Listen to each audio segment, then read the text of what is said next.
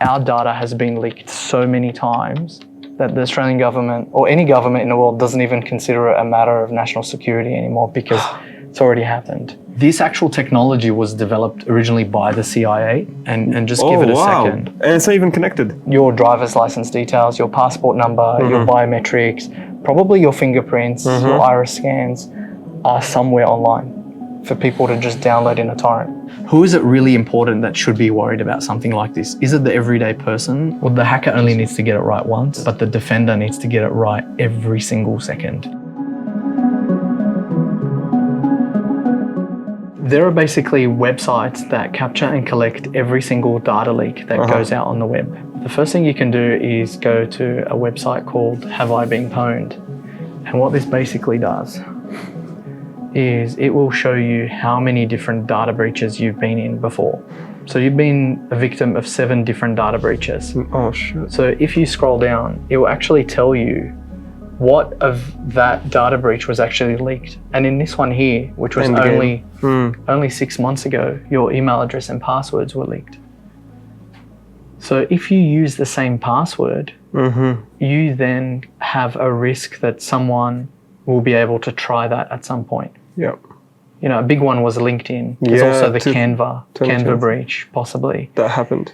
You know, we've become creatures of habit as humans, and we tend to like repetition and prioritize convenience over safety. We're giving hackers every single reason and excuse and data to make ourselves the ideal victims. In that email that you put in there, you've been a victim of 4 different data breaches. One was only 6 months ago and some as old as a couple of years. And again, your email address, your password, your physical address, your names, phone numbers, IP address, usernames, date of birth that I can just see there on the screen, all available to be searched.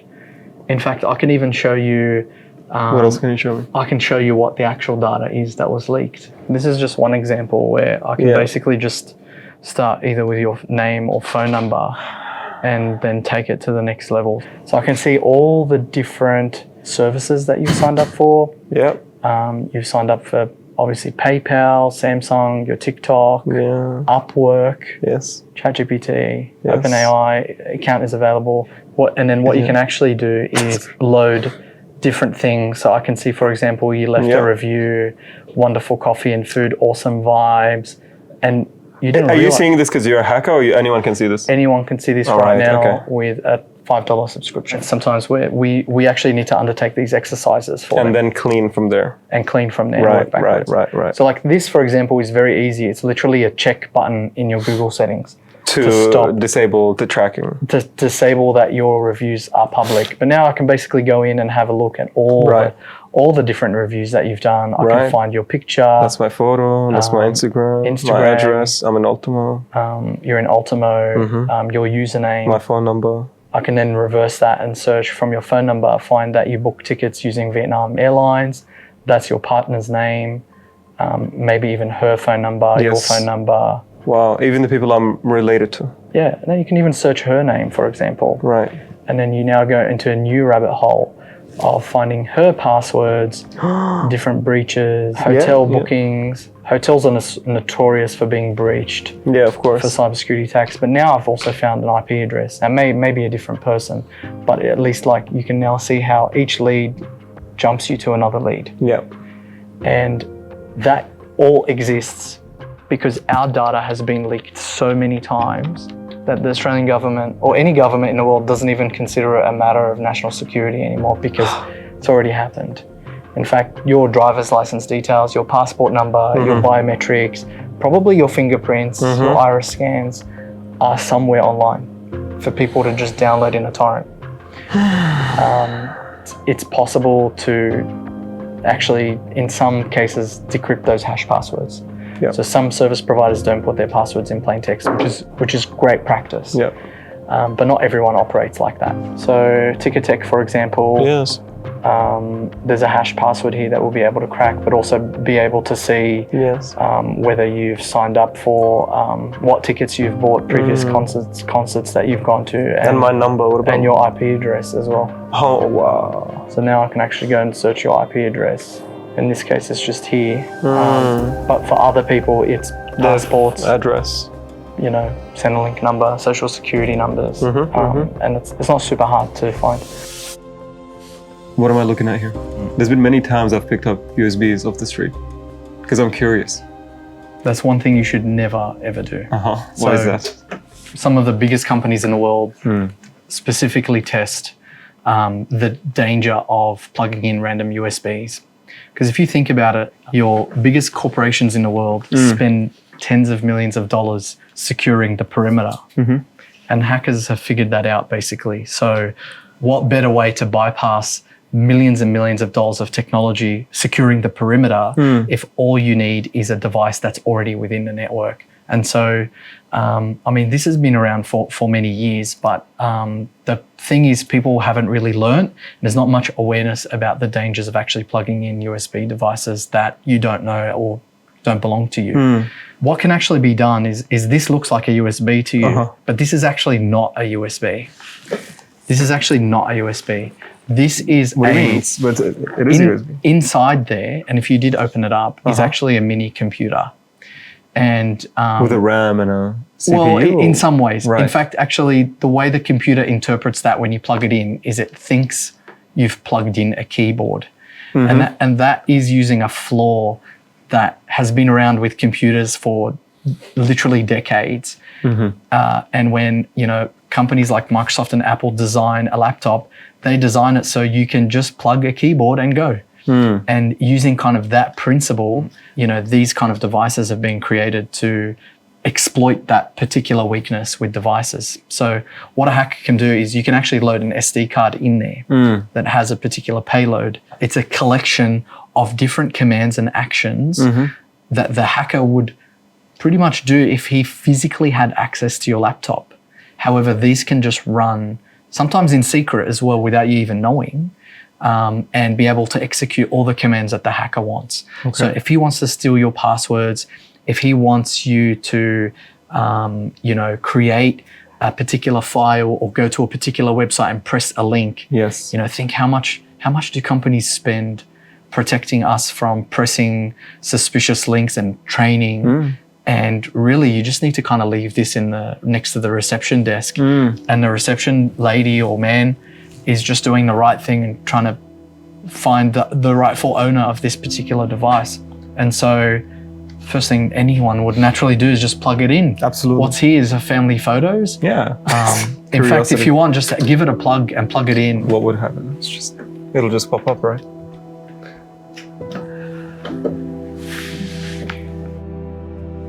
Now have a look. You're not moving your mouse. No. And you're not typing your keyboard. And here the payload's already started to execute.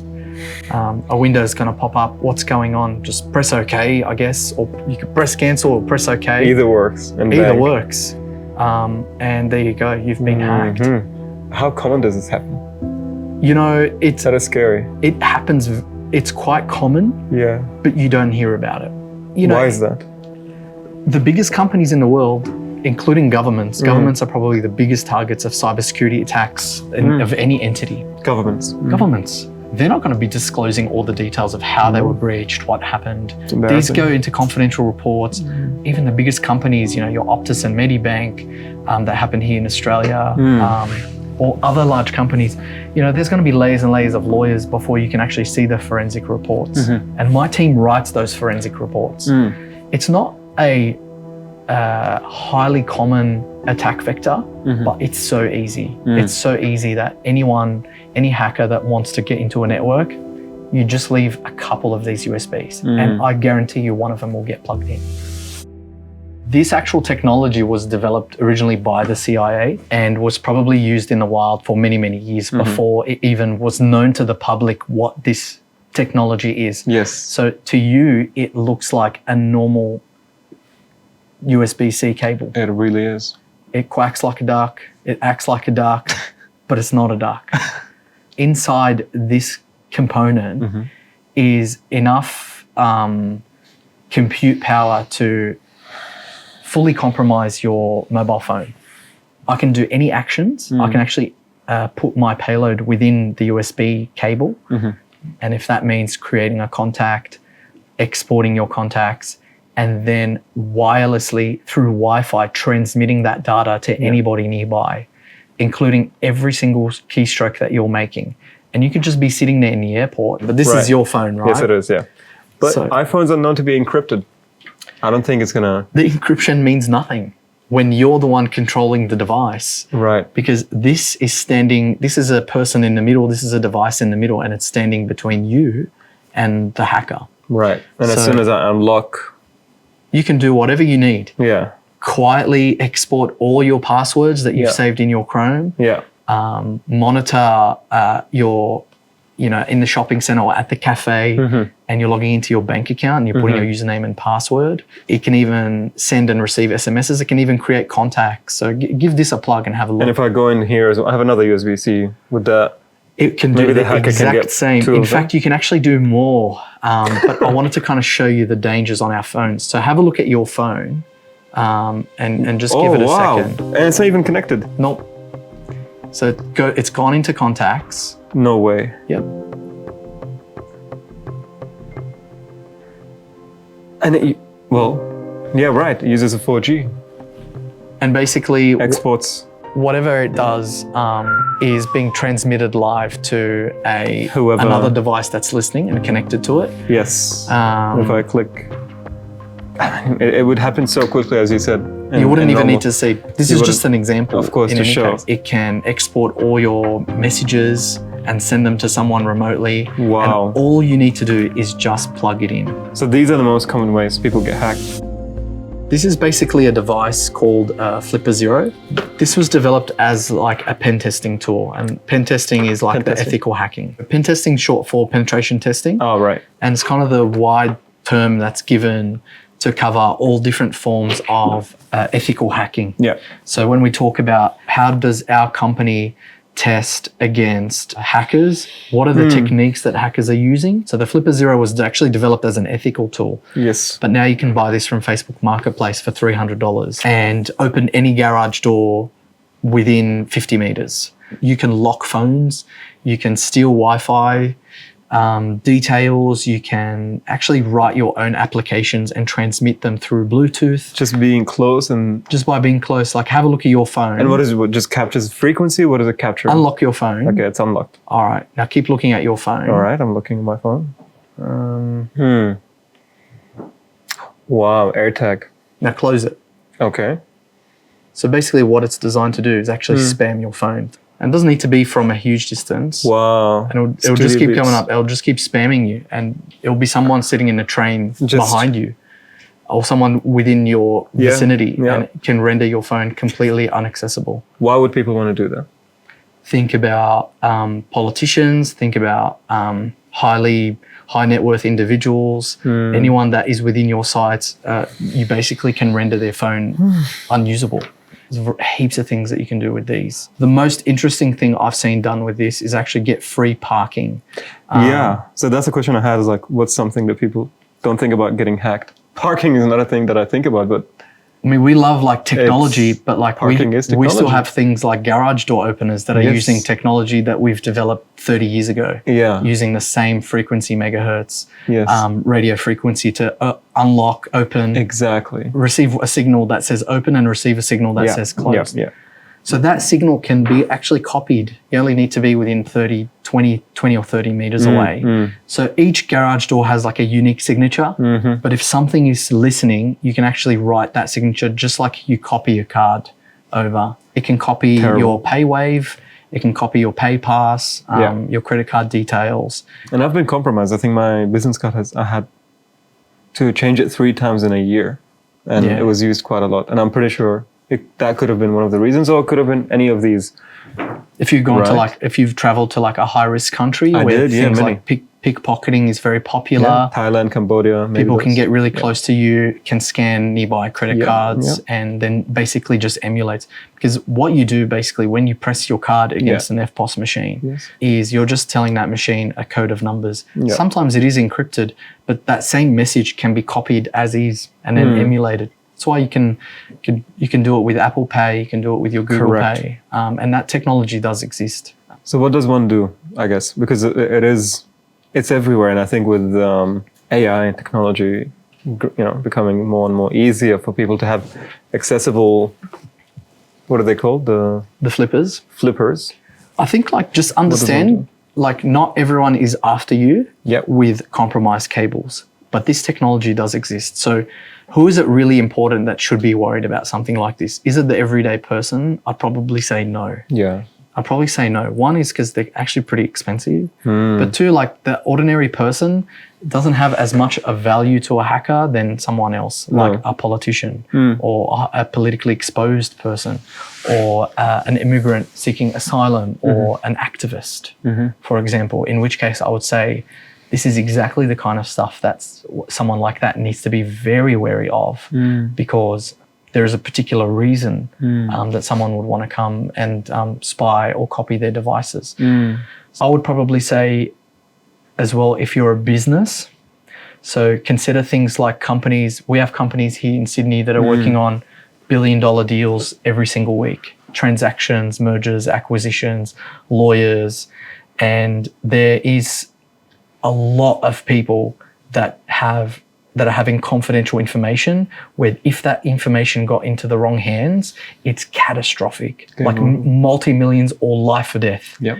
So for anyone that is in kind of that position, whether you're a lawyer or in government, then this is the kind of stuff you need to be very wary of. If you're a CEO or an executive or a director or a business owner, don't plug in random stuff. The everyday Australian, the everyday person probably doesn't need to worry as much, but something to be mindful of, that the technology exists.